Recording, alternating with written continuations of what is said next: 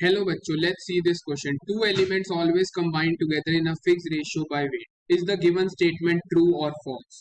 अब इस क्वेश्चन को समझने के लिए हमें कुछ की कॉन्सेप्ट्स के ऊपर यहाँ पे ध्यान देना हो।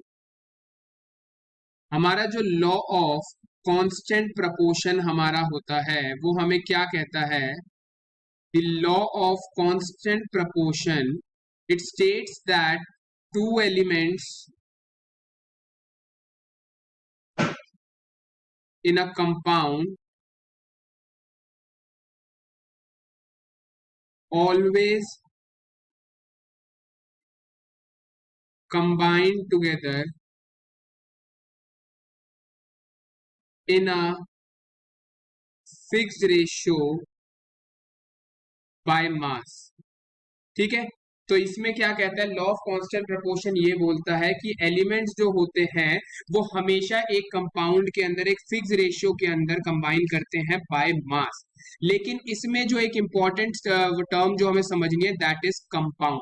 यानी अगर हम एक पर्टिकुलर कंपाउंड के बारे में बात कर रहे हैं, फॉर एग्जांपल अगर मैं वाटर के बारे में बात करूंगा तो यहाँ पे 2 हाइड्रोजन एटम और 1 ऑक्सीजन एटम कंबाइन कर रहे हैं, यानी यहाँ पे 2:16 यानी 1:8 के रेशियो बाय मास में हमेशा कहीं भी हमारा वाटर मॉलिक्यूल होगा उसमें हाइड्रोजन और ऑक्सीजन का रेशियो 1:8 होगा बाय मास। लेकिन ये एक पर्टिकुलर कंपाउंड के बारे में बात करी गई है, लेकिन हमारी जो गिवन स्टेटमेंट है वो ये कह रही है कि दो एलिमेंट हमेशा एक फिक्स रेशियो में ही कंबाइन करते हैं बाय वेट, जो कि एक इनकरेक्ट स्टेटमेंट है। कैसे की?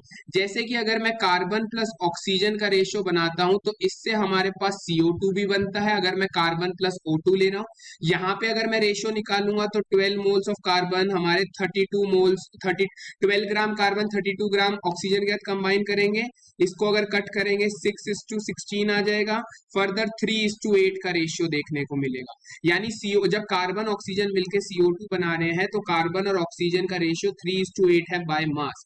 लेकिन जब कार्बन और ऑक्सीजन मिलके कार्बन मोनोक्साइड बनाएंगे तो जब रेशियो क्या होगा? 12:16 देखने को मिलेगा, 6:8, जो कि फर्दर हो जाएगा 3:4। यानी दोनों सेम एलिमेंट्स हैं, दोनों क्या कर रहे हैं? डिफरेंट रेशियोज में कंबाइन करके डिफरेंट कंपाउंड्स बना रहे हैं। अगर carbon oxygen 3:8 ratio by mass में कंबाइन करेंगे तो CO2 बनेगा, 3:4 रेशियो बाय मास में कंबाइन करेंगे तो कार्बन मोनोक्साइड बनेगा। तो जरूरी नहीं है कि दो एलिमेंट हमेशा सेम ही रेशियो में फिक्स रेशियो में कंबाइन करें, वो अलग अलग रेशियो में कंबाइन करके अलग अलग कंपाउंड बना सकते हैं। लेकिन अगर हम एक पर्टिकुलर कंपाउंड के बारे में बात कर रहे हैं तो दो रेशियोज का जो है, दो एलिमेंट्स का जो रेशियो है वो हमेशा क्या रहेगा? फिक्स्ड रहेगा, and it will be by mass. तो यानी हमारी गिवन स्टेटमेंट क्या हो जाएगी? It is a false statement. I hope you understood it well.